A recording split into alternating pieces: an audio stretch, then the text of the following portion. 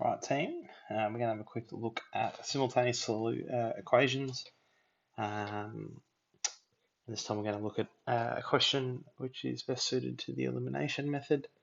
The question asks us to solve the following simultaneous equations. Got 2x minus 2y equals -4, which we're going to make equation 1. We've got 5x plus 4y equals 17, which we're going to make equation 2. So previously when we looked at the substitution method, we said we want something that can easily get x or y on its own. There's no simple step. We can't just take something and put it on the other side. We've got a bit of manipulation to substitute, and so when we've got that step, we can look at possibly using the elimination method.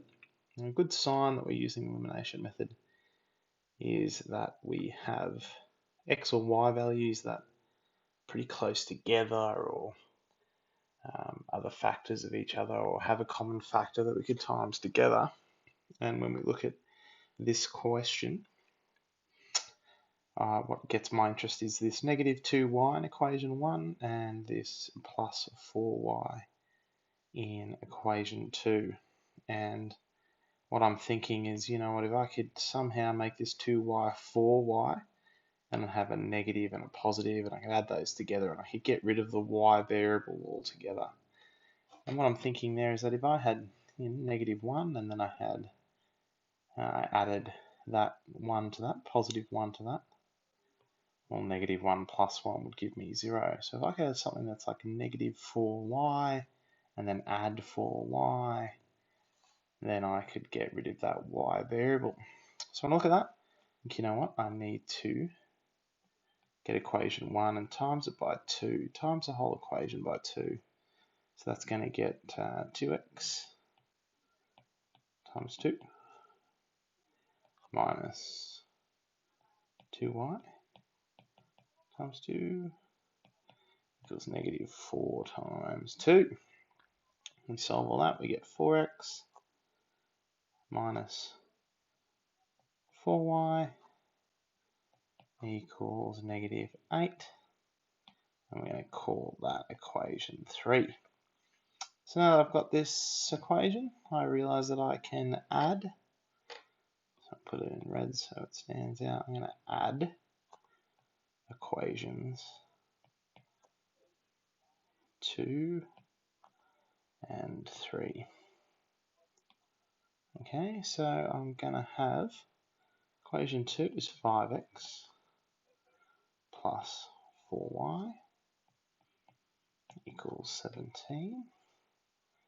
And then equation 3, which we established up here, is 4x minus 4y equals -8.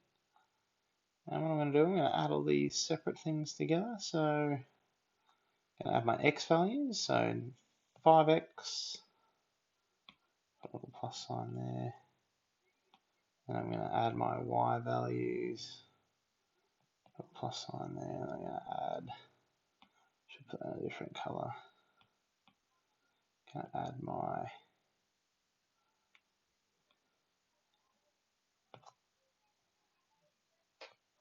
values at the end. So 5x plus 4x will give me 9x. And then we've got positive 4y plus -4y. So if I had positive 4 and I added -4, that's going to give me 0. So if I do that here, I've got positive 4y and I minus 4y. So it's going to give me plus 0y equals, and if I have 17 and I plus -8, that's going to give me 9. So 9x is going to equal 9. Divide both sides by 9, get the x by itself. That's going to give us x equals 1. We'll call that equation 5. No, equation 4. We're up to equation 4. Alright, now I'm going to sub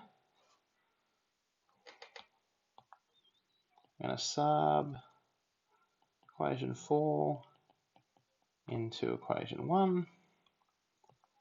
So we've got 2x minus 2y minus 4, 2x minus 2y equals minus 4. We sub in our x value of 1, which we got from equation 4. So 2 lots of 1 minus 2y equals negative 4. So we have 2 minus 2y, because 2 times 1 is 2, minus 2y equals negative 4. We will take that from both sides, take the 2 from both sides. So that will give us negative 2y equals negative 4 minus 2. This is negative 6. And then we just divide both sides by negative 2. Negative 2y divided by negative 2 just gives us y, and negative 6 divided by a negative 2 gives us 3. So therefore the simultaneous solutions are our x value, which we found up here, x equals 1, and our y value, which we found here, y equals 3. So it's quite simple, guys, once you establish this point here, which was the key point. Once I realized that I have these variables that are very close to being able to be taken away from each other, all I had to do was multiply that equation 1 by 2. That got us equation 3. Once I had that, I had this common variable, this 4y, which I could add together to eliminate the y variable. So that gave me 9x equals 9, gave me x equals 1. Then I just subbed that like all our simultaneous equations. And that got us y equals 3. So a good little problem there. Just remember the decision making at the start of your simultaneous equations. We can get an x or y, one of those variables, on their own quite easily. We'll go with substitution. We've got to do a bit of manipulation. It's probably going to be elimination, and we're just looking for a common variable which we can eliminate with a little bit